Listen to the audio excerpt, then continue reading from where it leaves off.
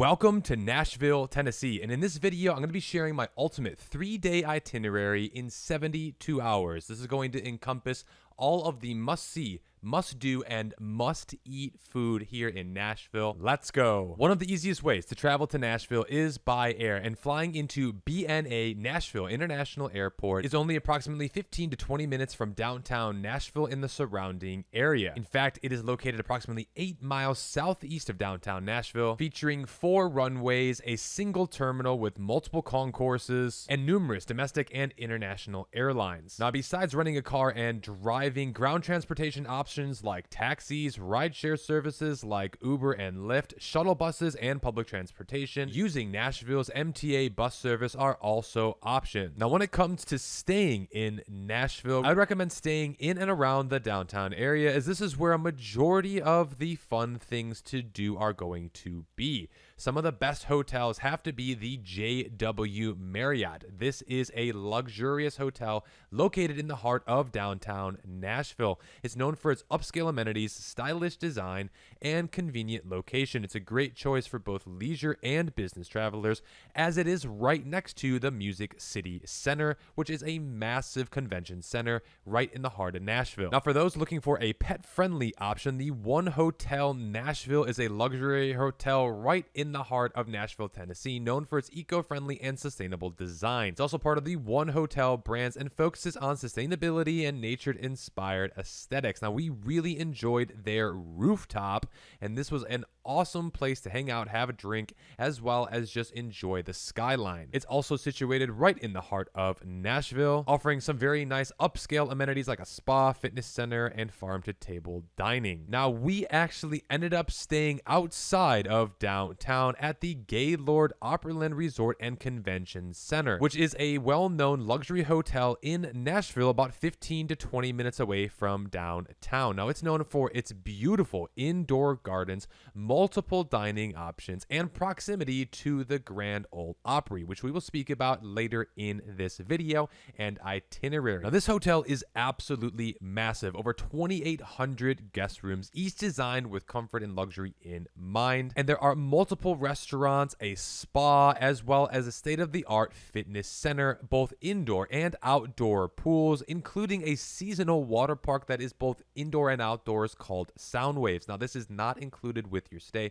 You will need to make a purchase for the water park, but the fact that it is right on site is very convenient. Also, the Gaylord Opryland Resort is literally steps away from the Grand Ole Opry. It took us exactly 10 minutes door to door to walk. You can also be shuttled or take a car. Again, very easy to get over there, and again, we'll share more about why this is important in this video. But now let's get into day number 1. What are we going to be doing and eating? Well, you definitely have to come to Nashville and try their famous Nashville hot chicken. There are 2 places that are literally walking distance from each other right in downtown Nashville, right by Broadway, called Hattie's Chicken and Prince's Chicken. Now, both of these, in my mind, are very solid options. And honestly, I would try both of them because they're a little bit unique in themselves. Let's start off with Hattie's Chicken. There is a line out the door literally every single day for this restaurant. And let me share with you my experience and why I believe this is true. First and foremost, they give you massive portions of chicken, especially for the money. This is an insane value. Ended up getting their Dirty Bird French fries for just $10, right about $11 with tax. This was an insane value. Easily can fill up somebody on its own. My girlfriend ended up trying the small dark, which was also just $10, and it came with 2 sides. She ended up getting French fries and mac and cheese. Again, this was a massive portion. You literally get a leg and you get quarter chicken breast, and this was absolutely massive for the value. Now, the other really fun thing about Hattie B's is their heat levels, all the way from southern to shut the cluck up. That's right. And we ended up getting just the mild for the chicken, and this was pretty darn spicy, even for us. And I have a decent heat tolerance, so I would say Anything between hot and damn hot and shut the clock up would be absolutely insane to try. So be warned, there's definitely some hot chicken here, and I would definitely tiptoe around this, especially if you're somebody who is more sensitive to heat. But we absolutely loved Hattie B's. The food was fantastic, served very, very quickly overall. And besides waiting in line, I can see why there is a massive line here. This is just a staple of Nashville. I would definitely give all of the food and the experience of Hattie B's a 9.5 out of 10. Now, Prince's Hot Chicken is a smaller location, literally right above Hattie B's in the mall area, right in downtown. The chicken was also very, very juicy. We ended up just getting a small version of this, some French fries. Also very similar to Hattie B's in general, but I would give this a 9.2 out of 10. Again, I just think Hattie B's, for the value and for the money, was better. And it was also just a better experience being right there on Broadway for us. But you could certainly make the argument that both of these Nashville hot chicken places are very good. And whether you choose one or the other, you probably can't go wrong. And overall, it is still just fried chicken. So don't expect, Michelin star crazy dining here.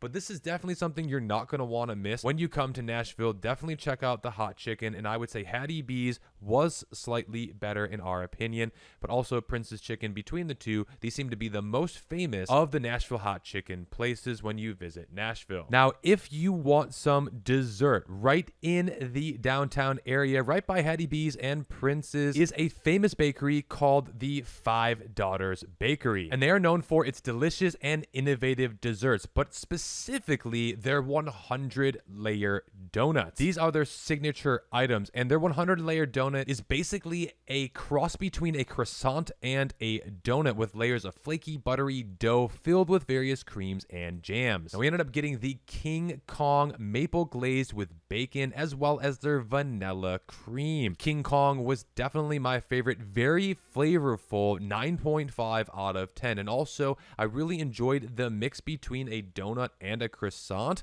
Very unique, and the cream in the middle really added something to the donut. Now, the vanilla cream was a little bit bland and just, more vanilla tasting, as you would anticipate. But in reality, it was a very good donut, and I really do think if you're more plain Jane and you like vanilla, you're probably going to like the vanilla cream, which is, again, vanilla with powdered sugar. I'd give this a 9.1 out of 10. Now, they also have smaller versions, vegan donuts, paleo donuts, layered cakes, cookies, and many other pastries. At this location, it was a little bit of a smaller location overall, but they did have a lot of different things, so I would definitely check out Five Daughters Bakery for some sweet treats. Now, next, after you've fueled up, we'd recommend going and getting your Instagram on by checking out the quote-unquote Wings Mural, which is the famous Wings picture in the Gulch. Now, it's called the What Lifts You Mural, and it's famous right downtown and was created by artist Kelsey Montag. This has become a famous, iconic photo opportunity right in downtown Nashville, and again, it's about a 15-minute walk,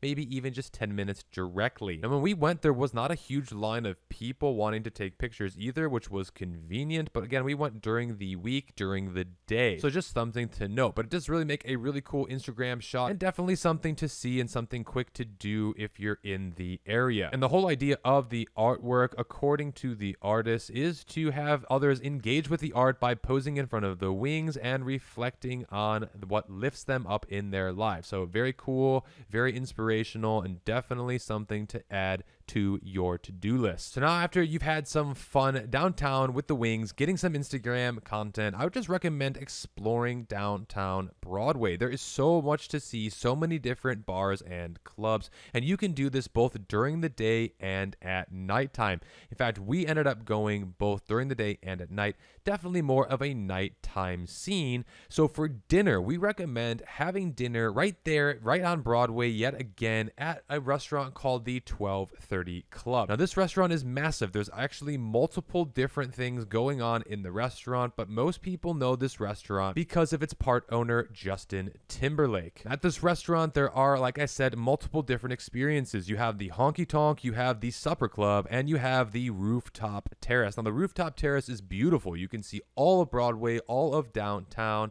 and it is a great place for pictures and just to hang out and enjoy the stunning views of downtown Nashville. They also have some small plates and cocktails and some select wines. Now, we'd recommend eating at the Supper Club. This is where we ended up eating. This is an elegant dining room located on the second floor, offering a more refined and upscale dining experience.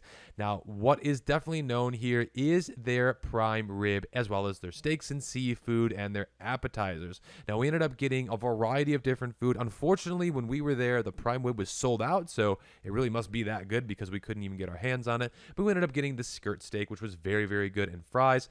Again, something to definitely have here in Nashville is this steak. Now, we also had their French onion soup. This was insane. The cheese pull was absolutely out of this world. Something really, really good as an appetizer. Caesar salad was fantastic. The sushi was just okay. Overall, I would say what you're really coming for here, though, is the atmosphere. This elegant dining room is fantastic, and they also have a live music show and or band playing. Definitely want to request in this area if you want to listen to the live music. This is exactly what we ended up doing. And again, the earlier that you go, the better the chances that you're going to have of getting a really nice seat. It is a limited seating to be able to eat and enjoy the music. So again, if this is what you're looking for and the atmosphere that you would like, the Supper Club is where you want to be at the 12:30 club. And on the ground floor is the Honky Tonk. Again, this is more of just lively, casual atmosphere, bar, live music. Again, if you just want to kind of just relax, have some fun, definitely more of a laid-back vibe here at the Honky Tonk. But overall, I would say the food was very solid, 9.1 out of 10. And again, the fact that Justin Timberlake, as well as other notable figures, including Sam Fox, and being a James Beard nominated restaurant, this is one that you're not going to want to miss, and definitely had some solid food and was definitely a fun time out. And after you've had a dinner, you've had a little bit of a show, you're definitely going to want to walk it off and check out Broadway again, as it's right out the front door to the left. And again, Broadway is really known for its nightlife. It's also one of the most famous streets in the city, known for its vibrant live music and rich cultural history. I would think what was really cool is that there was always like a band playing, and you can hear it outside every single bar. Like literally every bar had a band. It was pretty crazy. And here's more of an overview of what you can find on Broadway. Again, live music venues, they have lots of that. Lots of restaurants and bars. They also have different shopping and different attractions. They also have some really cool ambiance and architecture and different events and festivals happening all of the time. So this is a perfect place if you are a bachelor or a bachelorette or any sort of celebration, really. Broadway is going to be the hot spot for you to celebrate. Now, when it comes to parking, there is plenty of parking inside the different parking garages. It's a pretty simple, easy system to set up as well, but it is a little bit pricey. So something to know about: if you do come to downtown, you may have to pay a little bit extra for the pricing in the premium area. So that's what we got for you for day one. Now let's get into day two. Where are you going to start off eating? Well, you gotta have some famous Nashville barbecue. So we headed over to the world famous Martin's Barbecue. This is one of the highest rated restaurants and barbecue restaurants in Nashville, and there was one right downtown as well. Now, Martin's Barbecue is a popular barbecue restaurant known for their delicious smoked meats and southern hospitality. Now, they've really specialized and focused in slow cooking their meats with a variety of different homemade sides. Now, we ended up getting the pulled pork as well as the ribs. The ribs absolutely were delicious. Fell off the bone. The dry rub was so flavorful, seasoned to perfection. These are some of the best ribs that I've ever had. 9.7 out of 10. Now, when it came to the mac and cheese and the french fries, the french fries were good. They were just a little bit cold. I really did like the home style fries though. 9.2 out of 10. The mac and cheese was nothing special to me. It was a little bit lacking in flavor. I wanted a little more cheese, a little bit more heartiness to it. Give it a 9.1 out of 10. And when it came to the pulled pork, also very, very good. But the barbecue sauce was very vinegary. It was very thin, so like almost watery. I wish that they had a thicker barbecue sauce, a sweeter barbecue sauce. Again, this is probably just my own personal preference, but I wanted a little bit more of that. And so the pulled pork was a little bit dry for us, and unfortunately it wasn't absolutely anything to write home about. I give it like an 8.2 out of 10. But overall, Martin's Barbecue, again, there's a line out the door here, tons of people, and definitely a place to come for some solid barbecue. I'd highly recommend going to this place, even though barbecue necessarily isn't my favorite food itself. But I do think that the flavors, the ribs were absolutely fantastic, as well as just the atmosphere and being right in the heart of downtown. This was a great location. I would highly recommend checking out Martin's Barbecue. Probably give this a 9.3 out of 10 overall. And again, we didn't even have everything on the menu. Their brisket is something that they're definitely known for, as well as their brisket burger. There's so much more that you can have here. But again, if you're in town, Martin's Barbecue is something that you're certainly not going to want to miss out on. Now, after that, you're definitely going to want to check out the Country Music Hall of Fame. This is literally a 5-minute walk, not even, right down the street from Martin's Barbecue. Now, I was not able to do any videoing inside of the Country Music Hall of Fame. However, they do allow you to take some pictures, so I'm going to share with you a few pictures that we ended up taking. There's some really cool stuff to see here at the Country Music Hall of Fame. They feature a range of permanent exhibits as well as showcasing the history of country music. So again, if you did not know, Nashville is at the center. It's also called the Music City, and well, it's because there's a lot of music going on there, and it's where the Country Music Hall of Fame is at. They also have stars right outside on the pavement of all the different country music stars. So again, you get to see some really cool things there right outside the exhibit, and that's absolutely free. And it was about $25 to $29 to go and visit the Country Music Hall of Fame. And again, it's a multi-story museum, and in the museum, again, you have different memorabilia from some very famous musicians like Elvis Presley, Dolly Parton, and even Taylor Swift. So again, if this is something that you're interested in seeing some of the history, definitely a really cool place to come, and definitely something that you're going to want to see because, again, how often do you go to the Country Music Hall of Fame? We ended up spending about an hour here. You don't need to spend too much more time. They do have an audio tour if you do want to spend more than just an hour there, but again, for us, something cool to see and walk through and then continue on with our travels. Now, next, we'd recommend also checking out right in that area, the Bridgestone Arena. Now, here at the Bridgestone Arena, they have concerts, and it's also where the Nashville Predators hockey team has their games and their home games. So again, Bridgestone Arena is a massive arena right there in downtown, right across from the Country Music Hall of Fame. Really cool place. After dinner, maybe before dinner, depending upon what's going on in the city, you definitely want to check out the Bridgestone Arena. Now, after all of that, you're probably going to be hungry again, and you want to have a nice dinner. We recommend going over to the JW Marriott, going all the way up to the 34th floor, and checking out Bourbon Steakhouse. These views up here were absolutely beautiful. Steakhouse was amazing. Now, I would definitely recommend making a reservation at least a week, if not more, in advance. When we were there, we ended up sitting at the bar, and again, this filled up almost instantly when the restaurant opened at 5 o'clock on a Friday night. And there was literally no room for reservation. So let me tell you even more about Bourbon Steakhouse and why this is such a hit steakhouse. Number one, it's one of the best steakhouses that has been actually rated in Nashville. It's also a celebrity chef restaurant from Chef Michael Mina. Now, they've really focused on the meat here as well. We ended up getting the Wagyu steak, and one of the coolest things is if you get an entree at this restaurant,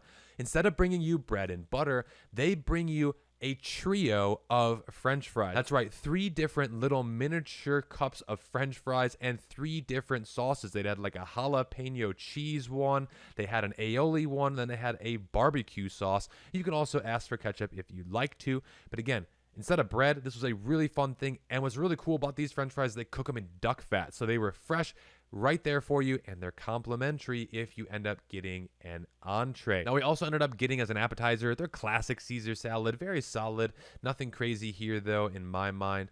And then the steak, the Wagyu rib cap was very tender, very flavorful, 8 ounces for $94.